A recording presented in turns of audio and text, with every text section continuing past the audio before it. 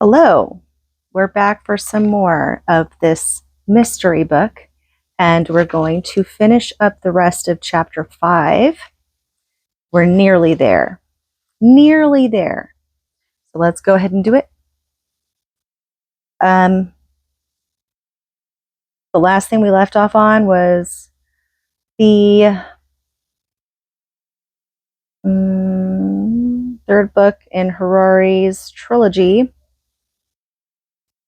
titled 21 Lessons for the 21st Century. Oh, wait, no, that's not. That's where we're starting. But where we left off on was the part in his book Homo Deus, which means man is God. We're talking about that portion of his book. So I want to go over that actually one more time because it lists 3 main points there that he provides in it. And then we'll start reading the rest of chapter 5. So number 1 is the science, and science is converging on an all-encompassing dogma, which says that organisms are algorithms and life is data processing. Number 2, intelligence is decoupling from consciousness. And number 3, non-conscious but highly intelligent algorithms may soon know us better than we know ourselves. So, and you see it now. It's like your data gets leaked everywhere constantly on all social media platforms, and you'll be talking about something and then all of a sudden you see it pop up and have give a prompt to what you were just talking about on like Facebook or something. They'll send you a link to the very thing you were talking about. So, and then based off your search history, it's like, oh, let's tailor it to the customer's style because we want to get the most out of the marketing. It's like constant marketing and all that stuff. I really hope that I don't hear an organ playing in the background for the entire rest of this chapter, but we shall see. Okay, so the third book in Harari's trilogy is titled 21 Lessons for the 21st Century, published in 2018, which has as its first endorser Bill Gates, of course, who wrote, "I'm a big fan of everything Harari has written, and his latest is no exception." One wonders if Harari has written everything he thinks is important about humanity's past in Sapiens and covered our future in Homo Deus. What could there possibly be left to say? I consider 21 Lessons for the 21st Century to be something genuinely different from his 2 earlier books. Has Harari developed a conscience? Is he backing away from the globalists? There is some evidence for this belief. I don't plan to go through all 21 lessons, but will simply hit a few of the more disturbing highlights. As he often does, Harari starts out sounding rational, as in this passage. Truth and power can travel together only so far. Sooner or later, they go their separate paths. If you want power, at some point, you will have to spread fiction. If you want to know the truth about the world, at some point, you will have to renounce power. You will have to admit things, for example, about the source of your power that will anger allies, dishearten followers, or undermine social harmony. Scholars throughout history have faced this dilemma. Do they serve power or truth? Should they aim to unite people by making everyone believe the same story, or should they let people know the truth even at the price of disunity? I find it difficult to find any fault with that statement. That's been my experience on several occasions. Telling the truth often gets me less power. However, I must point to the fact that some of the most popular figures today with the largest audiences,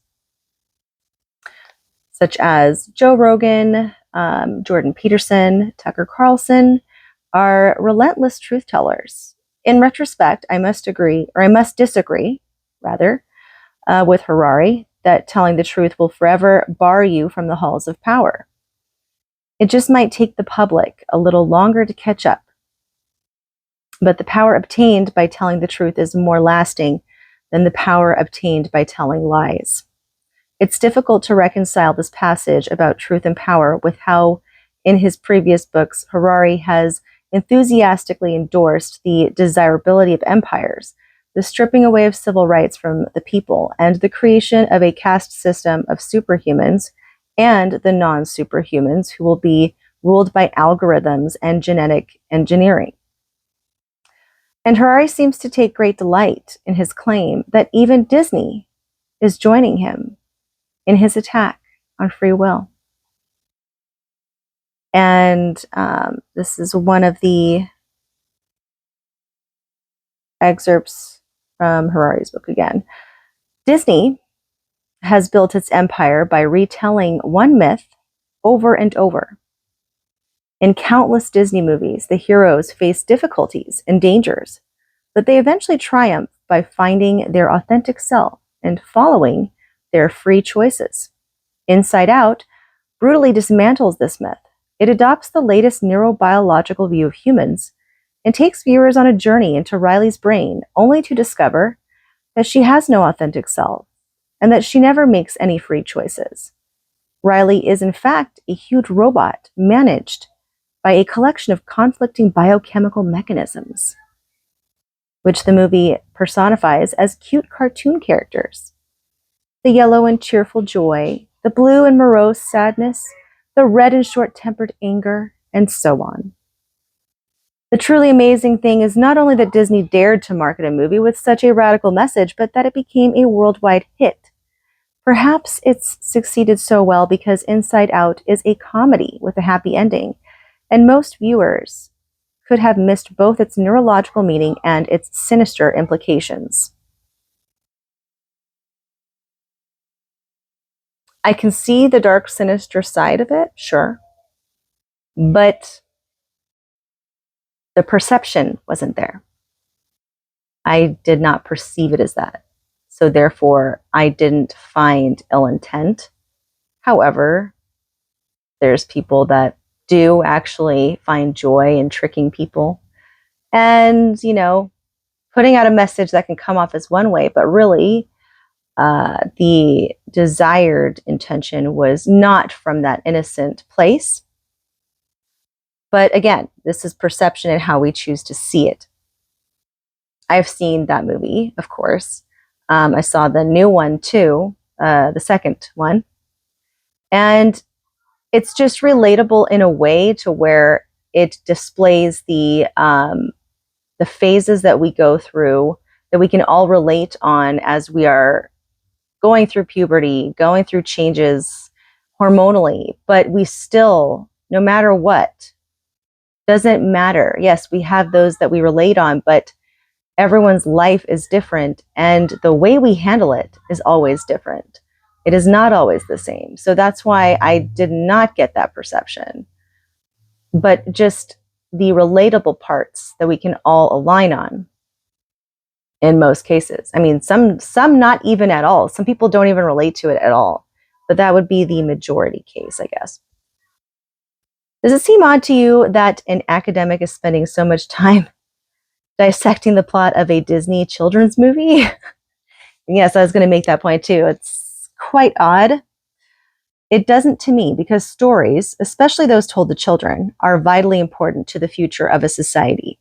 As Disney finds themselves under increasing attack by parents in 2022 for what they view as attempts to break up the traditional family, it's interesting to note Harari saw this pattern emerging as early as 2015. What other crimes can be perpetrated against children when you teach them they are not responsible for their actions and should avoid those who try to teach them they are responsible? From Disney's Inside Out, Harari pivots back to Aldous Huxley's Brave New World, a book that Harari believes should serve as a blueprint for our world. And it goes as follows. In this brave new world, the world government uses advanced biotechnology and social engineering to make sure that everyone is always content and no one has any reason to rebel. It is as if joy, sadness, and the other characters in Riley's brain have been turned into loyal government agents. There is therefore no need for a secret police, concentration camps, or a ministry of love a la Orwell's 1984. Indeed, Huxley's genius consists in showing that you can control people far more securely through love and pleasure than through fear and violence. Is he like a pedo or something? Or was he like molested as a child? I really do wonder that. Like, I really do wonder that, honestly. Just saying. Harari admires the world government of Brave New World. I think it's important for the regular reader to understand the globalists don't want to create visible incidents of violence against their opponents. Well, of course, because that's too obvious. And that's why I always say I would prefer an overt narcissist compared to a covert narcissist. The covert narcissist is far more dangerous than the overt narcissist. And if you don't know what the difference between the two is, I would highly advise that you look up what they mean and the differences of them, because I'm just going to continue reading this book. However, given what they have written, it's clear to me that their ideology would have no trouble with committing acts of violence in ways that are not visible to the public. But then Harari seemed to take a detour, making me wonder what has changed in his thinking. The last section of the book is an admirable defense of trying to discover the truth about things, and yet he also expresses a fear that such explorations may not exist in the near future. And it goes as follows. As technology improved, two things happened. First, as the flint knives gradually evolved into nuclear missiles, destabilizing the social order became more dangerous. Second, as cave paintings gradually evolved into television broadcasts, it became easier to delude people. Yes. In the future, algorithms might bring this process to completion, making it well nigh impossible for people to observe the reality about themselves. It will be the algorithms that will decide for us who we are and what we should know about ourselves. For a few more years or decades, we still have a choice. If we make the effort, we can still investigate who we really are. But if we want to make use of this opportunity, we had better do it now. When I read this last passage, I detected a lament, the passing of a world of which Harari was immensely fond. As a Christian, I'm always willing to accept a sinner who has seen the error of his ways. It's one of the superpowers of being a Christian. We rejoice over the reconciliation of the greatest sinner even more than the enduring faithfulness of the regular believer. After the conclusion of 21 Lessons for the 21st Century, there is a long interview with Harari, which gives me even more support for this belief. If the individual is as unimportant as Harari has been saying in his previous books, why is it that he feels the need to share so much about himself? Here are some selections. In the 21st century, the price we pay for ignorance about ourselves will increase dramatically because governments and corporations are now gaining unprecedented abilities to hack and manipulate human choice. And the easiest people to manipulate are those who believe in free will, because they refuse to acknowledge that they can be manipulated. I don't agree with Harari about the lack of genuine free will in people, but I do agree that there is a great deal of manipulation in today's media environment. In fact, in this interview, Harari does acknowledge that there can be free will, but says that much of what we do is not because of free will, but because of media manipulation. Oh my gosh, hold on.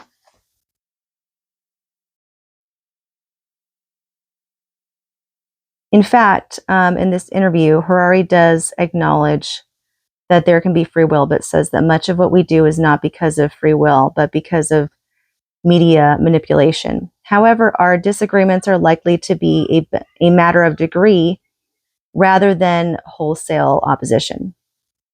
Again, when Harari discusses the negative aspects of Silicon Valley, I agree with much of what he says and find our disagreement lies in what we believe in is genuinely on the mind of those in charge in Silicon Valley. But determining the motives of individuals is fraught with uncertainty. We do our best based on the rational interpretation of their words.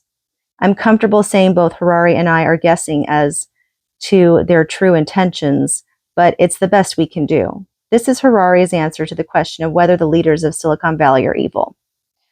My impression is that though Silicon Valley leaders may well be naive and sometimes disingenuous, they are seldom evil. They genuinely believe that their corporations benefit humanity, but they are often unaware or uninterested in the broader economic, social, and political consequences of their actions. Part of the problem is that Silicon Valley is led by genius engineers who know mathematics and computer science very well, but can be quite naive when it comes to history, philosophy, and politics. Mom! This is completely lost my spot. That's okay. We will just pick right up.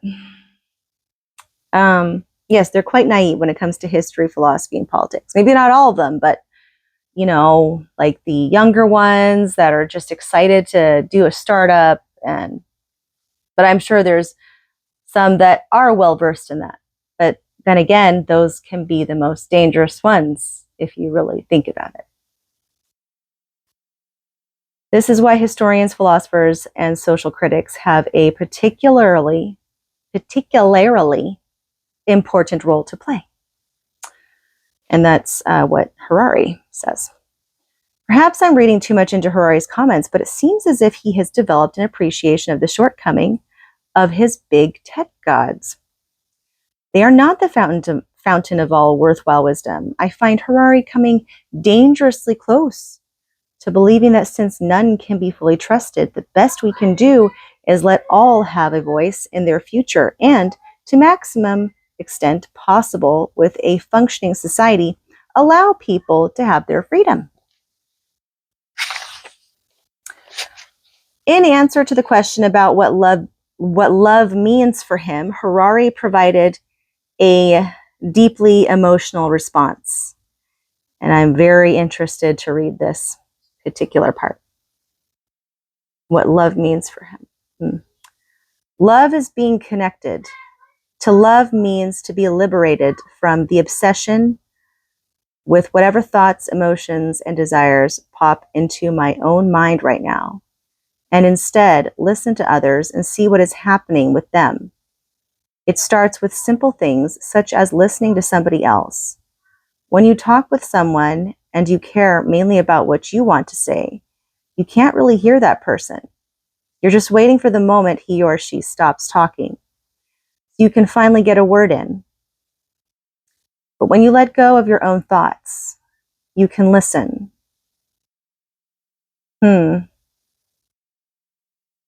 That's interesting. Love means to be liberated from the obsession with whatever thoughts, emotions, and desires pop into my mind right now, and instead listen to others and see what is happening with them. I can see that in 3 different ways. Anyway, that's what he said. I am genuinely puzzled that the same person who wrote of a future in which the ideal human would be an eternally young cyborg, sexless and non-breeding, could have such sentiments. It's not too shocking, honestly. For me, and I'm not going to explain why I can see that. Sorry.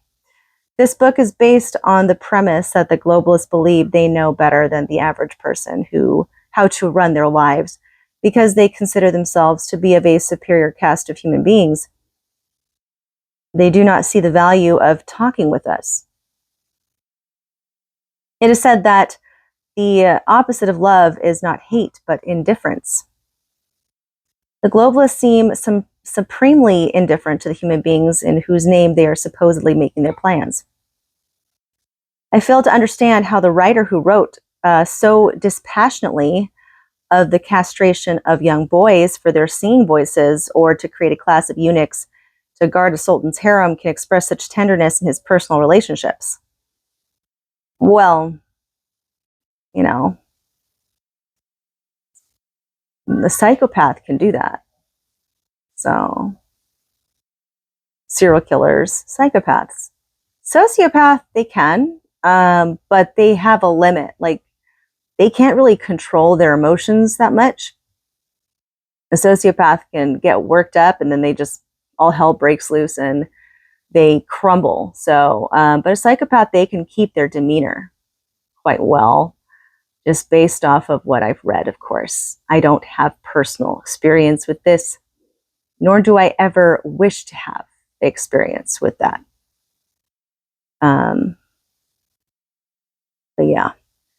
I began this chapter characterizing Harari as a Robocop for the Empire, a creature of flesh and metal who serves a corrupt and dictatorial corporate government. And I believe I have provided abundant evidence to justify this characterization. However, a Christian also believes that each saint has a past and every sinner a future. That is why we pray for our enemies and are eternally vigilant for the earliest sign of a turn away from evil and toward goodness. As much as I believe Harari is currently acting as a Robocop for the empire that Klaus Schwab and the globalists wish to establish, I see signs of his humanity emerging and his conscience troubling him. The greatest victory is not to destroy your enemy, but to welcome him back when he realizes the error of his ways. No, I agree with that. I definitely agree with that. The greatest victory is not to destroy your enemy, but to welcome him back when he realizes, if he realizes the error of his or her ways. Deep down inside, that's a too good to be true type of thing. That's a dream. That's something that we would all hope and wish for. That's the best outcome, right?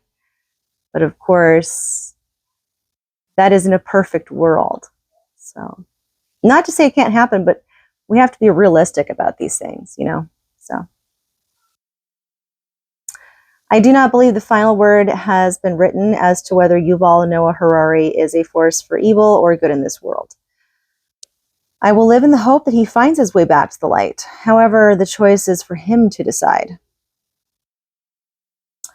Unlike the globalist, God does not force you to do anything. One must come to their decisions voluntarily and without coercion, if they are to have any meaning at all. Making voluntary decisions is one of the most important aspects of living as a free human being and emerging as one who is calm and at peace with the world. Right. That is the goal. So we are done with chapter 5, and chapter 6 is called You Probably Won't Face a Firing Squad in the Great Reset, but you may be put in a digital gulag. That's a long chapter name there. Long title. How long is this chapter?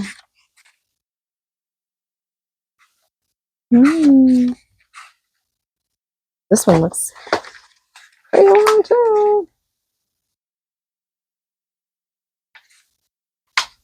We are on page we're on page 133. So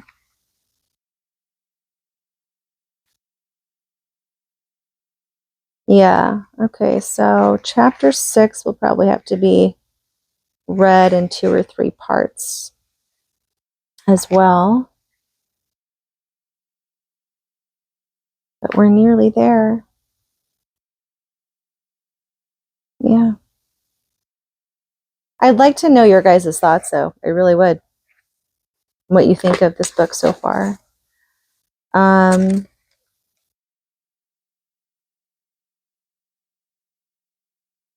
Any personal thoughts on it, or Is it something you already knew, or is there more to it, or, any kind of thoughts that you might have. I do like to hear other people's thoughts and perceptions of things. I find that it's always good to know the different perceptions, because everyone thinks differently. That's another thing too. We're not robots. We're just not. Everyone thinks differently. Not one person will think exactly alike. Not one. And that is a good thing, because that essentially is how we evolve. That's how we invent new things, come up with different things, cool things. It's by being different. If we're all the same, it's such a boring ass existence. And there would be no purpose in living. So that's just my opinion. That was an interesting chapter, though. So my view of Yuval Noah Harari, because I've never really read that much about him before until now. He sounds crazy. There's no doubt about that. He sounds batshit crazy. Okay. Definitely it definitely sounds like there's some psychopathic tendencies there. However, they can all be just the front. Be the mask. You don't really know what's underneath. At the same time, you need to be careful, because those that are known are the most dangerous ones. It's a covert narcissist. That's what a covert narcissist is. But, I'll put it this way. You want to know who I think are probably the ones you should really fear? Not fear, like as in, oh my gosh, I should fear them, like killing me and exterminating me from existence. Not that kind of fear. The kind of fear that will take you out of your own world, your own life. The type that has the ability to manipulate you. You want to know who I think they are that are the most dangerous? It is the people on the TV. It is the people in the movies you watch. It's the actors and the actresses. It's the singers. It's all the people that are in entertainment. I believe you should fear them more, because they take you out of reality. They're the ones that give you these perceptions. Porn. Yes, this is not a children's channel, so I'm going to say it. There's a reason why that is poisonous, because it gives you this false reality. You start to fantasize about things that are not real. And you get taken out of reality, and you can no longer function as a healthy human being. And some people really struggle with that. I'm not trying to judge people, but I'm just saying this is a real thing, just like with drugs and, gambling and any kind of vice. Hell, binge watching Netflix is a vice. That is not good, but there's many people that do that today. Too many people. They just binge watch episode after episode after episode, and they're taken. And then games as well. Okay, games, you're taken out of your life. Virtual reality, those are the things you should fear. Not these. Well, okay, you still need to fear the globalists and all that kind of stuff, and the people that are pulling the strings. Because after all, if you really think about it, these are the guys that are usually the ones cashing in all the money from these actors and these things that are taking you away from your life. They're the ones that usually are at the top and are the bosses, the head, and they're the owners, the CEOs, all that kind of stuff. They're the ones that own these companies and make all these things happen. But you need to fear those ones. That's why I've kind of lost my interest in really caring about watching movies. And this is my honest truth. I really don't give a shit about movies. I really don't. I used to like watching movies. But actually, even back in the day, I wasn't big. I wasn't like, oh my God, I have to watch this movie. I was not, I used to get excited about watching movies, but I was never like, oh, I have to watch this. I have to watch that. Did you see that? Did you see this? Did you watch this show? I had a phase though as well. I'll admit this right here. I did have a phase, like 10 years ago where I liked reality TV. Actually, that's probably the most poisonous of all, reality TV, because you're watching someone else's life. Granted, it's not really their actual life because that in itself is staged too. It's not actually genuine and real. But